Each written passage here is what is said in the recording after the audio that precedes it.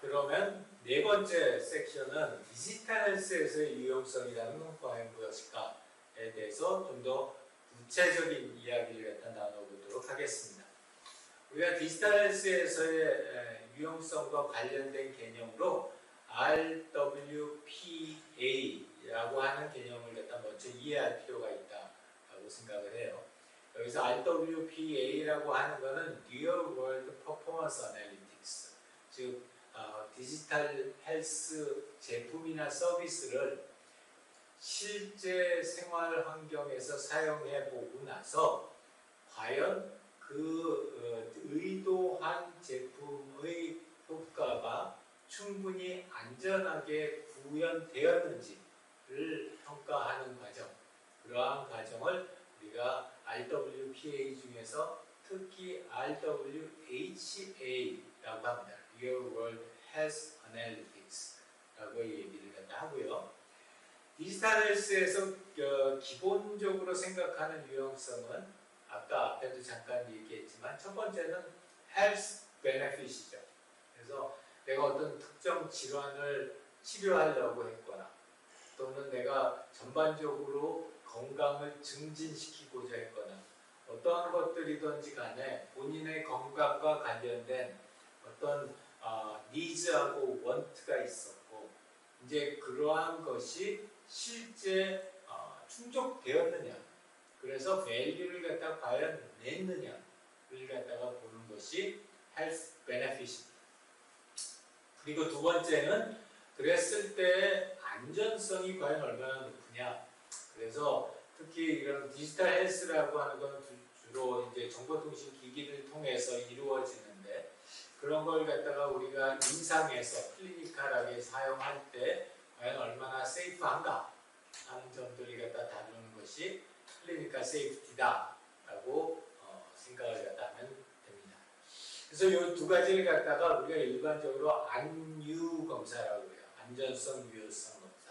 그래서 디지털 헬스에서의 기본적으로 생각하는 유용성은 안전성과 유효성을 두 개를 충족시키는 거죠.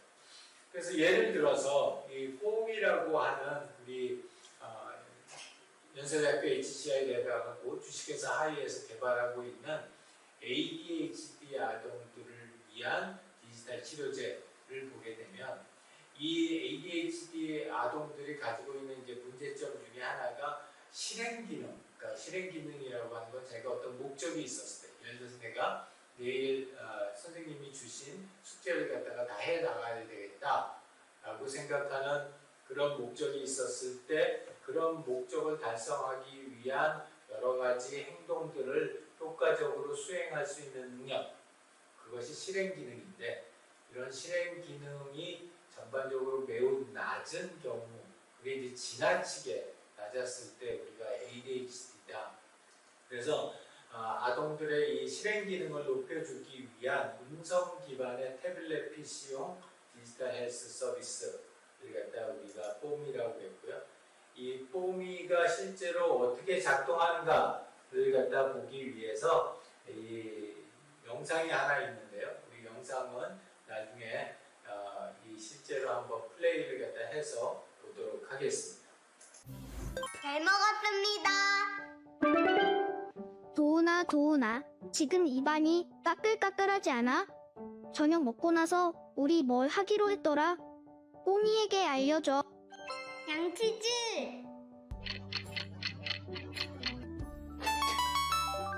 우와, 벌써 3분이나 지났어. 치카치카 깨끗하게 했는지 뽀미에게 말해줘. 깨끗하게 했어. 이것처럼 헬스 베네핏은 여러 가지 형태가 있을 것 같은데요. 우리나라의 한국보건산업진흥원이라고 하는 곳에서 헬스 베네핏은 한 이런 네 가지 정도의 베네핏이 있을 것이다. 디지털 헬스가 제공해 줄 수 있는. 그래서 첫 번째는 어떤 특정 질병의 진단이나 선별을 조기에 정확하게 할 수 있느냐. 아까 얘처럼 ADHD 아동이 있는데 그 아동이 ADHD 지금 상황이라고 하는 걸 갖다가 정확하게 그리고 조기에 진단할 수 있느냐. 그 다음에 두 번째는 지속적인 모니터링을 통한 빠른 위험 감지. 어르신이 계신데 그 어르신이 이렇게 진행하면서 갑자기 인지 기능이 확 떨어지셨다. 그랬을 때 과연 이 어르신들의 인지 기능을 갖다 우리가 어떻게 높일 수 있을까를 하려면은 먼저 그 어르신이 갑자기 인지 기능이 막 떨어졌다는 걸 갖다 우리가 빨리 잘 캐치해야 되겠죠. 그 다음에 편리한 만성질환 및 질병관리. 그래서 일단 어떤 치료를 하고 그 다음에는 그 치료 후에 예후를 관리하는 그러한 기능도 매우 중요한 기능이고 헬스 베네핏이라고 할 수 있습니다. 그래서 보통 우리가 헬스 베네핏이다 할 때에는 진단, 그 다음에 모니터링, 그 다음에 치료, 그 다음에 관리 이렇게 네 가지를 갖다가 들어서 중점적인 헬스 베네핏이다 라고 이야기를 하고요. 임상적인 안전이라고 하는 것은 FDA의 정의에 따르면은 안전상의 위험성이 그때그때 제대로 관리되고 완화된다는 확신을 환자와 보호자에게 제공해 준 것. 이것이 우리가 클리니컬 세이프티다라고 얘기를 합니다. 그래서 이런 클리니컬 세이프티를 갖다 실제로 분석하는 방법들은 뭐 여러 가지 방법들이 있어요. 그래서 현재의 상태를 갖다가 제대로 빨리 진단을 하고 그거에 따라서 검사를 진행하는 그리고 결과를 확인하는 과정이 있고 이랬을 때 가정에서 나오는 어떤 이상 사건들 또는 사례들이 있었을 때 그거에 대해서 어떻게 우리가 결과를 중재할 수 있느냐 이러한 것들을 갖다가 구체화시켜 놓는 과정을 의미를 갖다 합니다. 그래서 보통 우리 디지털 헬스를 포함한 대부분의 의료 관련된 제품이나 서비스에서는 임상적 안전이라고 하는 것을 이 두 가지의 척도로 판단을 합니다. 첫 번째는 severity고 두 번째는 likelihood예요. 그래서 이게 무슨 말이냐면 severity라고 한다면 그러한 위험이 실제 발생했었을 때 그게 얼마나 큰 또는 심각한 영향을 환자에게 미치느냐. 예를 들어서 우리가 수술을 하다가 잘못된 장기를 건드렸다. 이건 굉장히 심각한 그런 임팩을 갖다 놨죠. 리스크가 굉장히 큰 거고 내가 반창고를 붙이다가 조금 상처 조금 부분이 덜 커버됐다. 이거는 마이너한 시비어리티겠죠. 그래서 이런 시비어리티가 한 척도이고요. 또 하나의 척도는 라이클리후드예요. 그래서 그러한 리스크가 얼마나 자주 발생할 것이냐. 그래서 매우 자주 발생할 거다 하면은 그거는 비록 작은 위험일지라도 너무 자주 발생하게 되는 거는 큰 리스크가 되는 거죠. 또는 굉장히 시비어리티가 높기는 하지만 그게 발생할 빈도는 매우 낮다. 10만 번 중에 한 번이다. 이러면은 실제 임상적 안전의 레벨은 오히려 리스크는 그렇게 높지 않다는 거죠. 그래서 여기에 보이는 것처럼 지금 그린색으로 111 써져 있고 노란색으로 2 돼 있고 그 다음에 좀 갈색으로 3, 그 다음에 분홍색으로 4, 빨간색으로 5에 돼 있는 것처럼 우리가 전반적으로 임상적 안전, 즉 그의 반대인 위험도를 1서부터 5까지 이렇게 우리가 측정을 합니다. 그래서 아까 이야기했던 뽀미 같은 경우를 보게 되면은 예를 들어서 어떤 한정된 과업을 했었을 때, 줬었을 때 그걸 제대로 잘 안 한다. 그럼 그렇게 막 심각할 것 같지는 않다라는 거고요.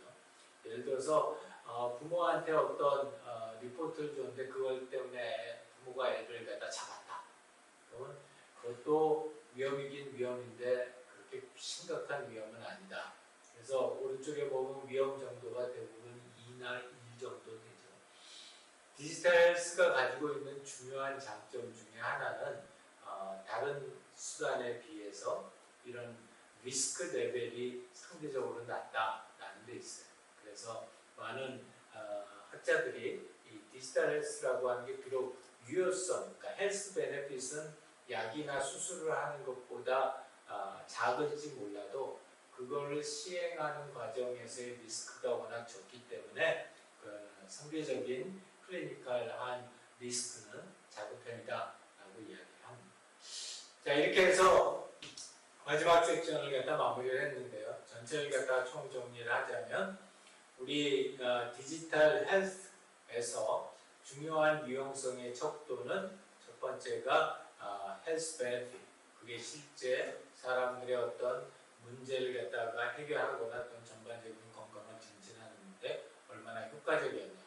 그리고 두 번째는 클리니컬 리스크, 그 실제로 그 치료제를 사용할 때 얼마나 큰 위험이 있느냐라는 거고, 그 위험의 발생 빈도와 그 다음에 그 위험이 발생했었을 때 얼마나 심각한 영향을 환자하고 보호자한테 미치느냐에 따라서 결정된다고 할 수 있습니다. 자, 이렇게 해서 우리 오늘은 디지털 헬스에서의 유용성에 대해서 살펴봤습니다. 우리 다음 시간에는 디지털 헬스의 사용성에 대한 이야기를 좀 더 나누도록 하겠습니다. 자, 수고하셨습니다.